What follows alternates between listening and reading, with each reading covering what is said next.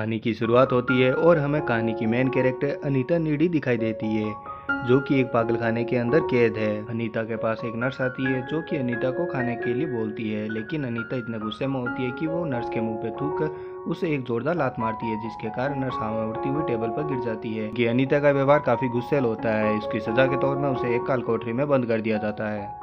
जब अनीता को काल कोठरी में बंद करते हैं तो अनीता चिल्लाती है, चीखती है, काफी गुस्से में होती है।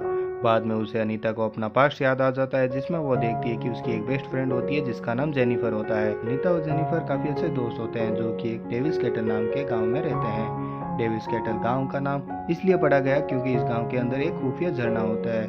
उस झरने का पानी सारा एक गड्ढे के अंदर चला जाता है। उस गड्ढे का पानी कहाँ जाता है आज तक किसी को पता नहीं चला।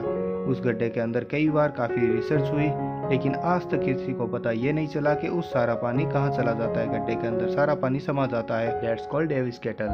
वहीं दूसरी तरफ जेनिफर काफी ज्यादा खूबसूरत होती है और स्कूल के अंदर काफी ज्यादा फेमस होती है। वहीं उसकी दोस्त अनीता इतनी ज्यादा फेमस नहीं होती है, ना ही इतनी ज्यादा खूबसूरत होती है, इसलिए लोग उसकी तरफ अट्रैक्ट नहीं होते। वहीं जेनिफर की तरफ लोग काफी ज्यादा अट्रैक्ट होते हैं, वो उसकी तरफ खींचे चले आते हैं। इन सब के बावजूद जेनिफर और अनीता काफी ज्यादा गहरे अच्छे दोस्त होते हैं। इन सब के बावजूद अनीता का स्कूल के अंदर एक बॉयफ्रेंड होता है जिसका नाम चीप होता है। अनीता अपने बॉयफ्रेंड से ज्यादा महत्व अपनी दोस्त जेनिफर को देती है। वो उसको बहुत ज्यादा कहना मानती है। जेनिफर उसे कहती है कि आज रात को एक म्यूजिक प्रोग्राम होने वाला है, हम दोनों वहाँ पर चलेंगे।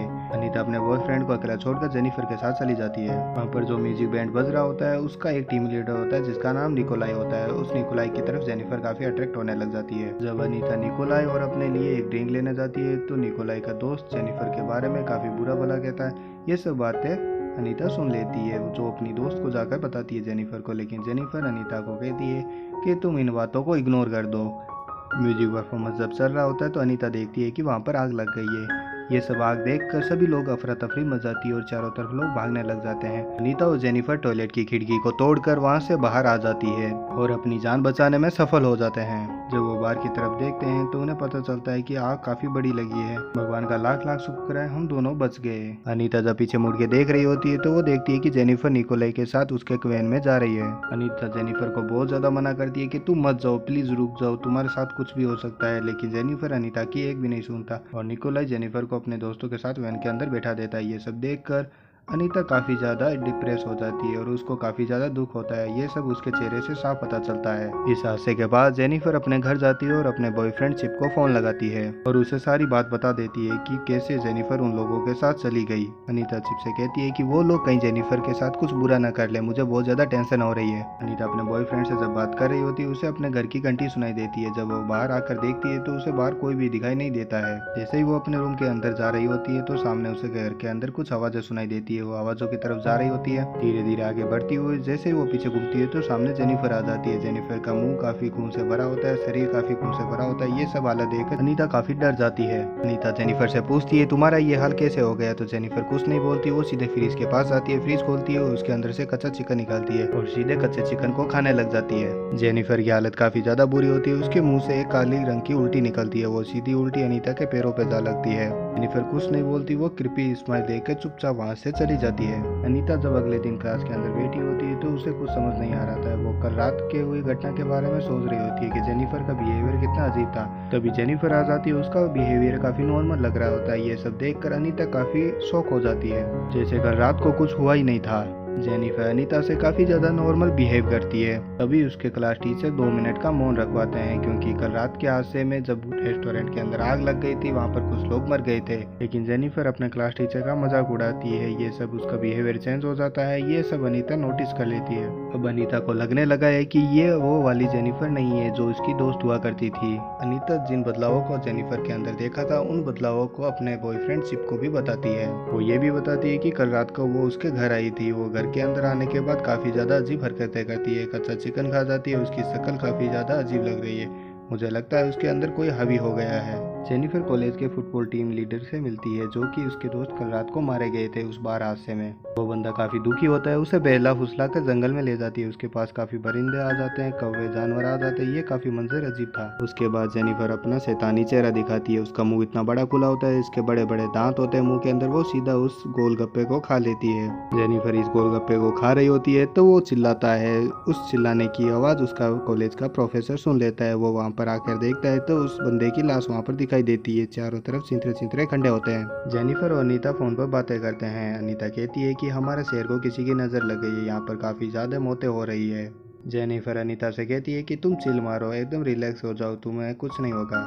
जेनिफर अनीता से बातें करते करते अपनी जीभ को जलाती है, लेकिन देखते ही देखते वो जीभ वापस सही हो जाती है और उसकी जीभ को कुछ भी नहीं होता है। जेनिफर कहती है तुम शांत हो जाओ, मैं ही अब भगवान हूँ। अगले दिन जब अनीता क्लास के अंदर जाती है तो वो देखती है कि जेनिफर काफ़ी ज़्यादा सुस्त लग रही है, उसका चेहरा उदास लग रहा है। जेनिफर बहुत ज़्यादा लो फील कर रही होती है। जब क्लास खत्म होती है तो एक लड़का जेनिफर के पास आता है और उससे डेटिंग के लिए पूछती है। जेनिफर उसे कहती है कि मैं तुम्हारे साथ डेट तो नहीं चल सकती, लेकिन उसे एक खंडर का एड्रेस दे देती है और उसे रात को वहाँ पर बुला लेती है, क्योंकि उस जगह पर अभी काम चल रहा होता है। वो लड़का और जेनिफर काफ़ी आपस में बातें कर रहे होते हैं। तभी जेनिफर की आंख का रंग बदल जाता है और ये सब देखकर वो लड़का काफ़ी ज़्यादा डर जाता है, मानो जेनिफर के अंदर कोई शैतान घुस गया हो। ये सब देखकर वो लड़के की फटके चार हो जाती है और जेनिफर उस लड़के पर सीधा चढ़ जाती है और उसकी बोटियों को कच्चा चबा जाती है। उस लड़के को पूरा खून पी जाती है और ये सब पीने के बाद जेनिफर के अंदर काफ़ी ज़्यादा जोश आ जाता है। वहीं दूसरी तरफ अनीता जब घर के अंदर होती है तो उसे जेनिफर के बारे में ख्याल आता है कि जेनिफर कहीं मुसीबत में फंसी हुई है। अनीता जेनिफर को ढूंढने के लिए घर से निकलती है और सामने देखती है कि जेनिफर आ जाती है। जेनिफर के मुंह पर काफ़ी ज़्यादा खून लगा होता है। वो जंप करके सीधे कार के बोनट पर आ जाती है। अनीता जेनिफर का ऐसा रूप देखकर और ज़्यादा डर जाती है और कार को रिवर्स लेकर अपने घर भाग जाती है। घर के अंदर पहुंचते ही वो सीधे अपने रूम के अंदर जाती है। रूम के अंदर जाने के बाद बेड पर लेट जाती है। लेटने के बाद देखती है कि जेनिफर पहले से बेड पर होती है। ये सब देखकर जेनिफर को और ज़्यादा डर जाती है अनीता। जेनिफर अनीता से कहती है कि मुझसे डरने की कोई बात नहीं है, रिलैक्स हो जाओ। जेनिफर अनीता को समझाती है कि तुम मेरी बेस्ट फ्रेंड हो, मैं तुम पर कभी भी हमला नहीं करूंगी। अनीता जेनिफर से पूछती है कि तुम मुझे सारी सच्चाई बताओ, उस रात तुम्हारे साथ हुआ क्या था। जेनिफर कहती है कि चलो ठीक है, तुम मेरी बेस्ट फ्रेंड हो तो मैं तुम्हें बताती हूँ। वो कहती है कि मुझे अपनी वैन में बैठाकर वो झरने के पास ले गए थे। निकोलस, जो कि बैंड का लीडर होता है, वो एक शैतान का पुजारी होता है। उसने मुझे पूछा था कि तुम वर्जिन हो। मैंने कहा हाँ मैं वर्जिन हूँ। तो उन लोगों ने मुझे शैतान को बलि देने की ठान ली थी। उन लोगों ने शैतान को खुश करने के लिए ये सब किया था। वो चाहते थे कि उनका बैंड सक्सेस हो जाए और वे सभी सक्सेसफुल हो जाए। जेनिफर कहती है कि मैं उनके सामने बहुत गिड़गिड़ाई, लेकिन उन लोगों ने मेरी एक बात नहीं सुनी और मुझे बलि देकर मुझे झरने के अंदर फेंक दिया। जेनिफर कहती है लेकिन हुआ कुछ और ही, उन लोगों का बैंड तो सक्सेसफुल हुआ लेकिन मैं वर्जिन नहीं थी। मैंने उन लोगों से झूठ खाया, इसके बदले में मैं वापस जिंदा होकर आ गई, मेरे अंदर शैतान आ गया। जेनिफर अनीता से कहती है कि उन लोगों के बलि देने के बाद, मैं मरने के बाद वापस जब जिंदा हुई तो मुझे बहुत ज़्यादा भूख लगी, तो मैं किसी और के पास कहाँ जाती, सीधे इसलिए तुम्हारे घर पर आ गई क्योंकि तुम मेरी बेस्ट फ्रेंड हो और मैं तुम्हें कभी भी नुकसान नहीं पहुँचाऊँगी। और मैं घर के अंदर आने के बाद फ्रिज खोलती हूँ और वो चिकन बाहर निकालती हूँ और कच्चा चिकन ही खा लेती हूँ। और वो साथ में ये भी बताती है कि कच्चा चिकन खाने के बाद मेरे अंदर थोड़ी ऊर्जा आई, लेकिन वो कहती है कि मनुष्य को खाने के बाद मेरे अंदर अलग ही ऊर्जा आ जाती है और मेरी पावर्स बढ़ जाती है। वो डेमो दिखाती है कि अपने हाथ को चीरती है और वो हाथ फटाफट हील हो जाता है और सही हो जाता है। ये सब बताकर जेनिफर काफ़ी ज़्यादा खुश होती है, लेकिन अनीता ये सब देखकर और ज़्यादा घबरा जाती है। वो समझ आती है कि इसके अंदर कोई और आ गया है। अनीता जेनिफर को अपने घर से निकल जाने के लिए कहती है। जेनिफर सीधे खिड़की से ही कूद जाती है। ये खिड़की करीब 10 से 15 फीट ऊंची होती है। ये दूसरे मंजिल पर होती है। इतनी ऊंचाई से कोई नहीं कूद सकता। अब अनीता को पूरा विश्वास हो जाता है कि जेनिफर के अंदर एक शैतान है। वो उसका पता लगाने के लिए अपने टाउन की लाइब्रेरी में जाती है। वहाँ पर कुछ ज़्यादा बुक्स पढ़ती है। बुक्स से पता चलेगा कि जेनिफर के अंदर किस तरह का शैतान है और उसे किस तरह हराया जा सकता है। बहुत सारी बुक पढ़ने के बाद अनीता को पता चलता है कि उसको हराने का सिर्फ एक ही तरीका है कि सीधा चाकू उसके दिल के अंदर उतार दिया जाए। ये सभी बातें उसके दिमाग में चल रही होती है। वो अपने बॉयफ्रेंड को बुलाती है और उसे अपनी सारी बातें बता देती है। अपने बॉयफ्रेंड शिप को सारी बातें बताती है कि जेनिफर कितनी ज़्यादा शैतान है। लेकिन चीप को उसकी बातों पर बिल्कुल भी यकीन नहीं होता है। वो उसे कहता है कि तुम्हें अब पागल खाने भेजना ही पड़ेगा और तुम्हें झटके देने पड़ेंगे, तभी तुम्हारे अकल ठिकाने आएगी। लेकिन उसकी दोस्त अनीता उसे बहुत ज़्यादा समझाती है कि तुम्हें अब जेनिफर से दूर रहना होगा। जब एक अगले दिन लाइव कॉन्टेस्ट होने वाला है, वहाँ पर सभी दोस्त आने वाले हैं, लेकिन तुम्हें वहाँ पर नहीं आना। इतनी भीड़ में जेनिफर किसी की भी मर्डर कर सकती है। अनीता चीप को समझाती है कि प्लीज उस प्रोग्राम में मत आना, वहाँ पर कुछ भी हो सकता है। जेनिफर काफी ज्यादा भूखी है और वो किसी को भी खा सकती है, लेकिन इसकी बातें चीप के पल्ले नहीं पड़ती है। अनीता उसे विनती करती है कि प्लीज वो किसी और को नुकसान पहुंचाए, मुझे फर्क नहीं पड़ता, लेकिन वो अगर तुम्हें नुकसान पहुंचाएगी तो मुझे फर्क पड़ेगा। लेकिन फिर भी उसका दोस्त कुछ नहीं समझता और वहां से चली जाती है अनीता। अगले दिन प्रोग्राम के अंदर अनीता तैयार होकर वहां पर खड़ी होती है, अपने बॉयफ्रेंड का इंतजार कर रही होती है। उस पार्टी के अंदर वो अपने बॉयफ्रेंड का इंतजार करते करते थक जाती है और साथ ही उसकी दोस्त जेनिफर भी वहां पर दिखाई नहीं देती है, जिसके कारण उसकी टेंशन और ज़्यादा बढ़ जाती है। अनीता का डर इतना ज़्यादा बढ़ जाता है कि वो सीधे अपने बॉयफ्रेंड चीप के घर जाती है। घर जाके आने के बाद उसे पता चलता है कि चीप तो वहाँ से निकल चुका है।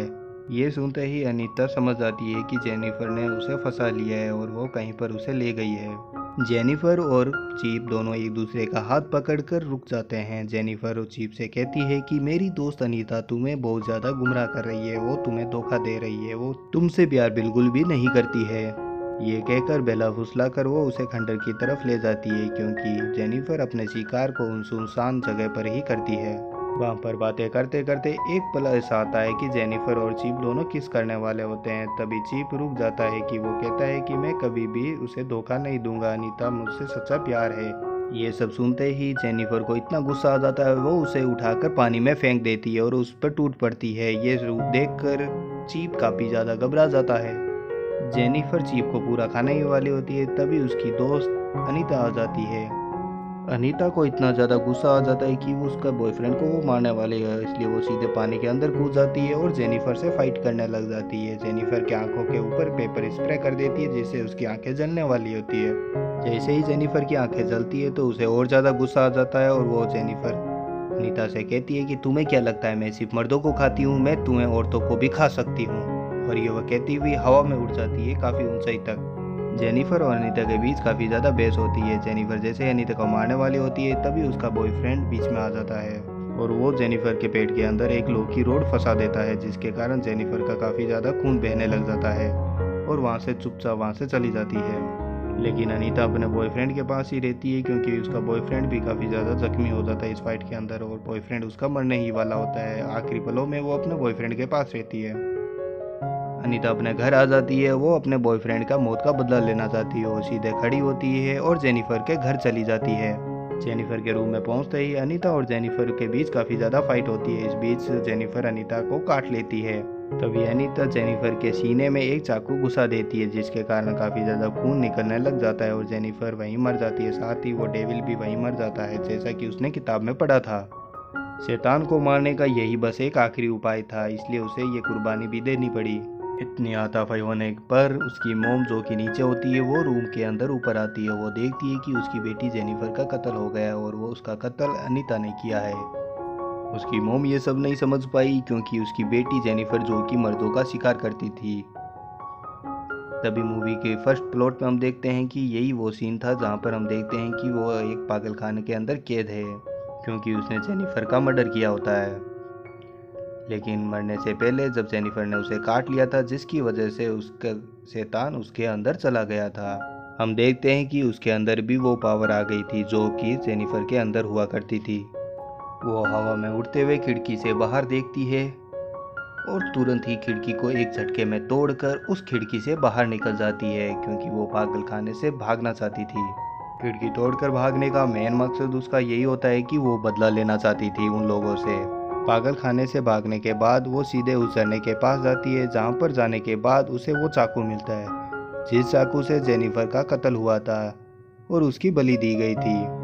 और उसके बाद वो एक बूढ़े आदमी से लिफ्ट मांगती है और उसकी गाड़ी में बैठकर वो सीधे उस बैंड वाले ग्रुप के पास जाती है, निकोलाई और उसका ग्रुप के पास, जो कि अपनी सक्सेस के नशे में धुत हो रखे थे और पार्टी कर रहे होते हैं।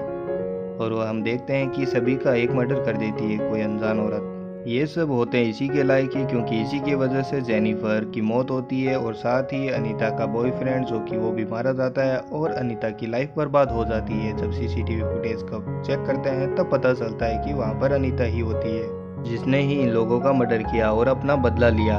यह वीडियो आपको अच्छा लगे तो वीडियो को लाइक जरूर करें, चैनल पर नए तो चैनल को सब्सक्राइब जरूर करें। Thank you.